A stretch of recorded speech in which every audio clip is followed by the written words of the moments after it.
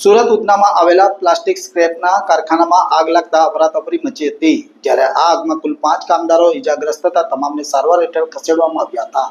સુરત ઉધનામાં આવેલા પ્લાસ્ટિક સ્ક્રેપના કારખાનામાં આગ લાગતા અફરાતફરી મચી હતી, જ્યારે આ આગમાં કુલ 5 કામદારો ઈજાગ્રસ્ત થયાની કારખાના માલિક રફીક ઇબ્રાહિમ મેમણે માહિતી આપી હતી।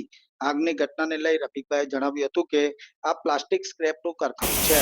સવારે રફીકભાઈનો દીકરો 5 કામદારો સાથે કામ કરી રહ્યો હતો, ત્યારે અચાનક શોર્ટ સર્કિટ થતા આગ લાગી ગઈ હતી। આ આગમાં કુલ 5 કામદારો ઈજાગ્રસ્ત થતા તમામ ઈજાગ્રસ્તોને નવી સિવિલ હોસ્પિટલ ખાતે લઈ જવામાં આવ્યા હતા, જ્યાં તેમની સારવાર શરૂ કરી દેવામાં આવી હતી।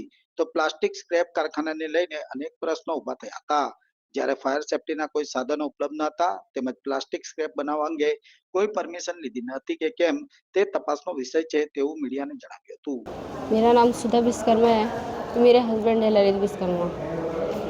माल काट रहे थे, उसमें ब्लास्ट हुआ तो ये सब हो गया और गोडाउन में आग लग गई। कितने बजे की घटना है और कौन सी गोडाउन है? एक ये प्लास्टिक है, 8 बजे काम पे आए और वहीं पे ब्लास्ट हो गया। और कहाँ पे काम पे गए थे?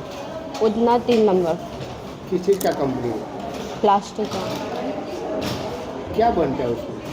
दाने बनते हैं। ब्लास्ट कैसे हुई? ब्लास्ट मुझे पता नहीं सर, अभी ये लोग को पता है। आप भी वही काम कर रहे थे? हाँ, हम वही काम कर रहे थे, पर हम लोग नीचे के हिस्से में थे, ये लोग ऊपर माल काट रहे थे। कितने जन काम करते कंपनी में? कंपनी में तो बहुत सारे करते, पर कटिंग ये 5-6 ही कर रहे थे।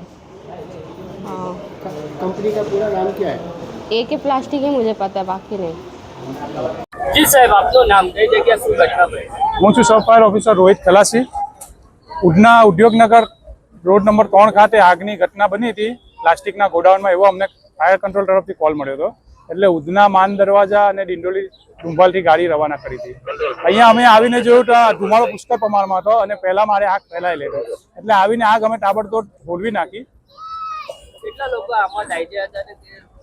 પાર્ટીના જણાવ્યા અનુસાર 3-4 માણસો દાઝ્યા છે એવું કહેવાનું છે એમનું, એટલે અમે પ્રાઇવેટ વાહનમાં પ્રાઇવેટ હોસ્પિટલમાં એમને શિફ્ટ કરી દીધા છે।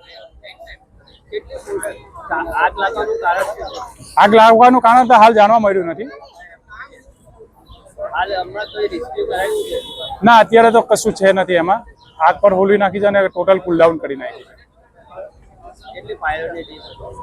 3 ગેટની ગાડીઓ થઈને 6 થી 7 જેવી ગાડીઓ હતી।